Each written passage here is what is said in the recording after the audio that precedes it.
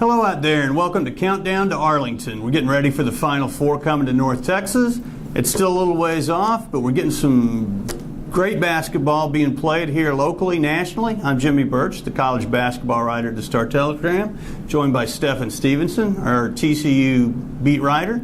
And Stephen, the obvious talk of all of college basketball is what happened in Lubbock the other night with Marcus Smart going after the Tech fan who was obviously heckling. But he's drawn a 3-game suspension as we tape this. They're getting ready to play Texas tonight, so one of the first of 3. What was Stephen listened in on the Big 12 conference call? All the coaches weighed in. What was their take? What did you take away from that experience? One of the main things that most of the coaches kind of expressed was their admiration of Marcus Smart as a kid and as a player. I think a lot of them. I think a lot of them kind of. And Scott Drew of Baylor said this, that he thought it was out of character, and most of the coaches kind of took that stance. But they also, to a man, I think Lon Kruger at Oklahoma was the only one who hadn't yet talked to his team and used it as a teachable moment, as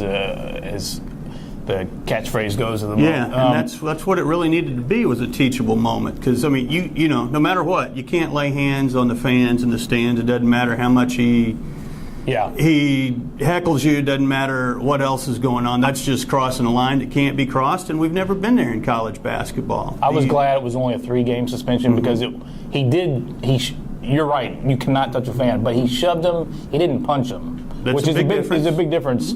And I was on Twitter pretty soon after that. Mine blew up. That's all anybody wanted to talk about all Saturday night and going forward. I expressed a thought that was shared by many, that grown adults should not be screaming, taunting, heckling kids in such close proximity. It really looks bad, and it didn't take that incident for me to feel that way. I've always felt that way. I don't like it.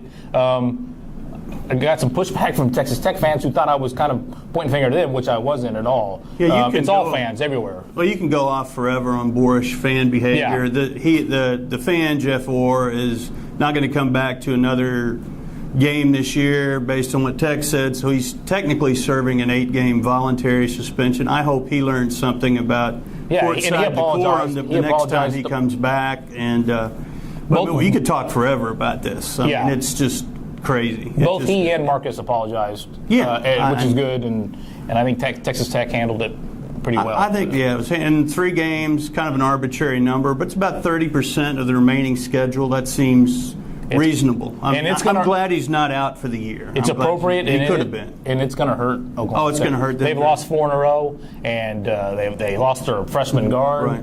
We'll talk about that. You know, them and Baylor are are very much fighting for any kind of postseason berth now. Can they get there, either one of them? I don't know. The Big 12 is so tightly contested this year. Right. Every team, even TCU, who's in last place, 0-10, they've played most of the teams relatively close. Especially at home. Yeah, especially at home. They played Oklahoma really close on the road. They had a chance to beat Texas here at home in Fort Worth. Right. So there are no gimmies. Even TCU scares. If you believe all the coaches who, after every TCU game, have said that team's Trent's on the right track, and they're going to beat some teams. A lot of injuries. Fred Hoiberg said that. They're going to have.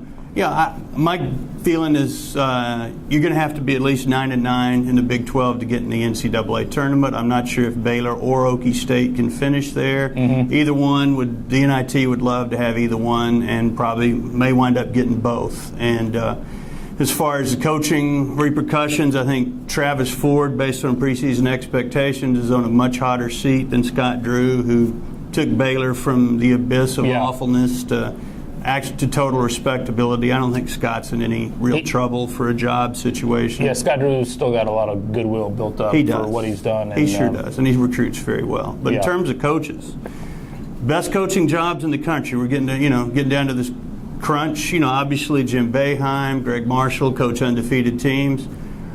I don't think anybody's done more with less and with less history behind him than Larry Brown at SMU this year. Oh, man. It's an amazing job. The scene I saw over at Moody Saturday night against Cincinnati, just total holler house atmosphere, winning by 21 against the top 10 opponent. I don't ever remember seeing that SMU anytime. Maybe back 30 in years ago. Oh, it was phenomenal. Who else do you like in the coaching? Well, I'm impressed by Texas and Rick Barnes. I know they lost. He's doing a good job. Yeah, but to bring that team back and to have them playing as well as they are from after last year is impressive, and I think he deserves kudos. He does. Barnes has done a great job as well. Larry's probably done it with less talent, less history, less recent NCAA success, and.